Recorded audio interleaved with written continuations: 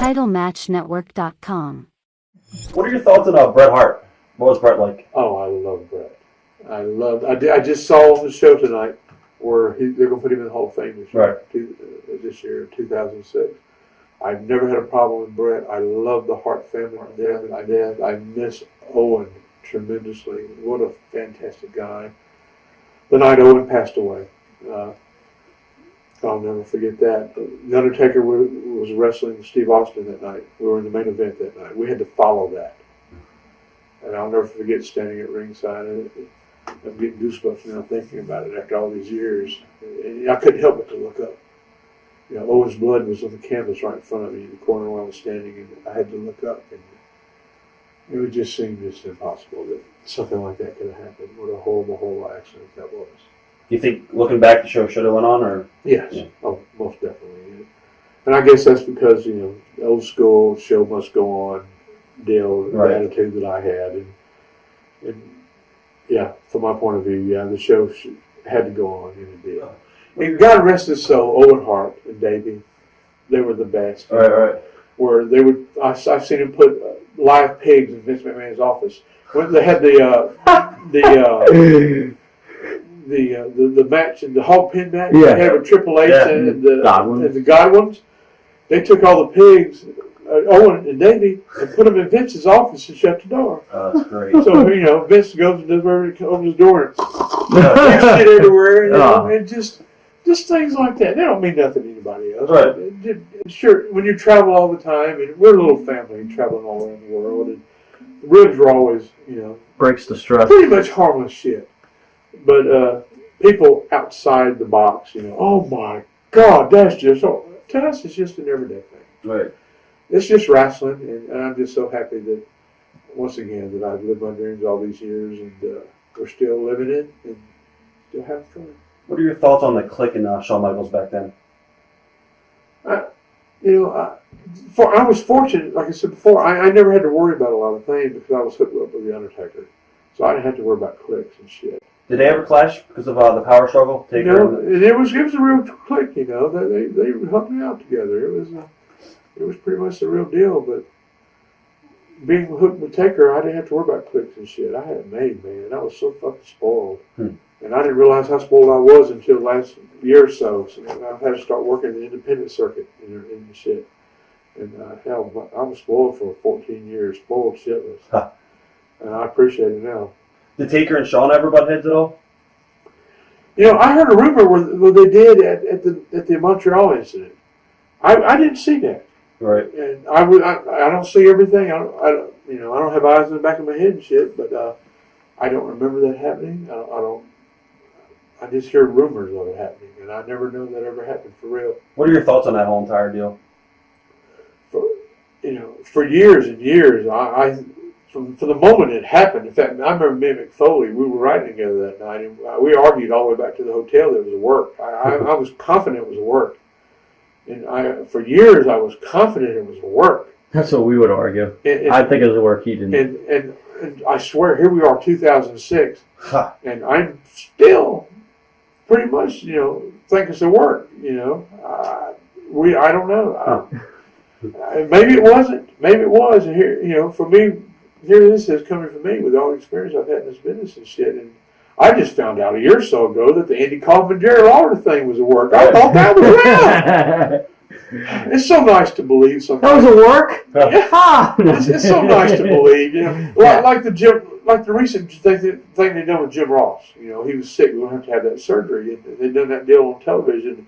People went fucking nuts there for a while. How could you do that to Jim Ross and all that stuff? You know, they believed that. You know, well, they still do. You know, and it's nice to believe in our business every once in a while because there's so much unbelief and so much bullshit. It's nice to be able to go back and enjoy and suspend that disbelief. How did Jody Hamilton, memories of managing Jody? The Assassin. That was in Florida. My favorite memory of managing Jody Hamilton. We used to go to the Bahamas. Oh, dude. Every other week we were booked in Nassau. I heard some stories about that. Oh, God. The fans were like insane. Oh. You just talking about Puerto Rico, about throwing spark plugs, and they were insane. All right, it was outdoors. It was not in a football stadium or a baseball stadium. Just like nobody wanted to work Tyree Pride. It was like an Tyree Pride. He started while I was there, but it was like an empty block. It was like a block that they took a bulldozer and just raised and put a fence around and threw some bleachers up. It was, and there were some trees. They'd climb up the trees and be watching wrestling on the trees and shit. Oh, it was just unbelievable. But it was part of the Florida territory, and it was another party. Everybody wanted to go to the Bahamas because it was party time in the Bahamas, But back to Jody Hamilton, we would fly over on the Lester Welch had a plane, and there's another story there. Oh God, I saw my life pass before my eyes several times on this plane to Lester Welch's. We'd fly. Some of us would fly over on that, and some would fly over commercial, but. We were coming back on Lester Welch's plane. We'd have to stop in, I'm thinking Fort Lauderdale or Hollywood or West Palm, somewhere right there. We would have to stop to go through customs. And we stopped this particular night and went through customs. And I remember them coming on, and they said, "Which one is Mr. Joseph Hamilton?" And he rose his hand and said, "Would you step off the plane, please?" I didn't see Jody after that for several years. Come to find out, there was another Jody Hamilton or Joseph Hamilton or wherever the hell that was a drug smuggler. So had a bunch of warrants out for him, And I don't think Jody Hamilton ever touched a joint in his damn life, but they got him and arrested him, and there's just a misidentification thing there. But we all were just freaking out. My God, they got Jody for smuggling drugs. Hell, he won't smuggle nothing but Burger King and French fries. He sure can't be smuggling. Oh, but it was a treat to be with Jody because I'd watched him for so many years, as the Assassins, and to be the manager of one of the Assassins. I'm just a fan, and I was standing there. I had the best seat in the house. Got paid to be there. You managed Blackjack Mulligan too, right? Yeah, in Texas. Yeah, we did. We had a good little run in Texas with him, and that was during the time when Bruce Brody was a booker. Because I remember we did an angle one time where Mulligan broke Brody's arm. And that was fun, too. I was with a lot of guys. I think I tried to count one time, made a little list up, and it was over 40 guys I've been with through the years. Matt Bourne? Matt Bourne. Is he still alive? Yes, he is. We talk about the guys that have passed away, and I'm not making light of this at all, believe you me, because they all have a very special place in my heart.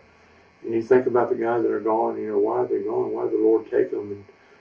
And sometimes you think about the ones that are still here that should be gone.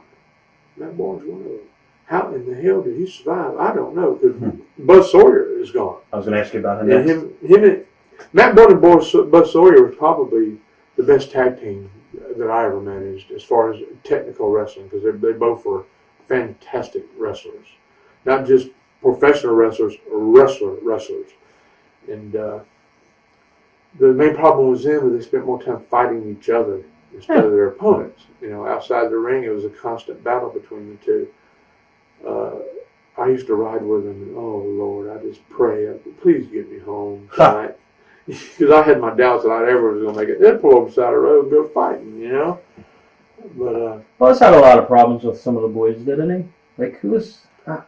Yeah. We just had one interview. Somebody was saying he had Buzz had a problem with Undertaker back in when Mark first broke in. Right. Well, the problem was there is that Buzz opened up a little wrestling school in Texas, right outside of between Dallas and Fort Worth, Irving, Texas, around where the Texas Stadium is located. And he had this wrestling school in his house. He didn't have a ring. He'd train these guys to wrestle in his living room. He'd run their head into the sheetrock and bust holes in the walls and stuff like that. TitleMatchNetwork.com